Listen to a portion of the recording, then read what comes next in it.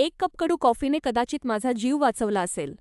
मी ऑफिसमध्ये होते तेव्हा एका अनोळखी व्यक्तीने मला डेटसाठी विचारलं.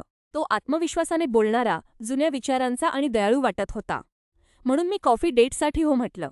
जेव्हा तो मला घ्यायला आला तेव्हा त्याच्याकडे माझ्यासाठी मॅकडोनाल्ड्सची कॉफी तयार होती.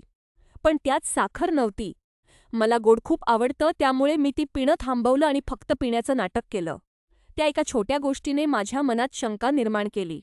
मला प्रत्येक गोष्टीबद्दल प्रश्न पडू लागले. जर आपण कॉफी प्यायलाच जाणार होतो तर त्याने आधीच कॉफी का आणली? त्याला माझी ऑर्डर कशी माहीत होती?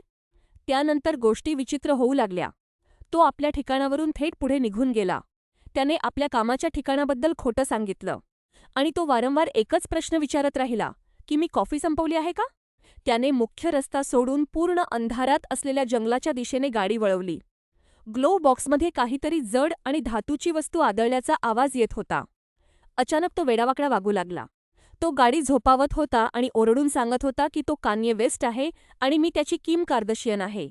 त्याने गाडी रस्त्यावरून खाली उतरवून झाडांच्या मधून नेली आणि एका तलावाच्या अगदी काठावर थांबवली. तो 15 मिनिटे शांत बसून राहिला.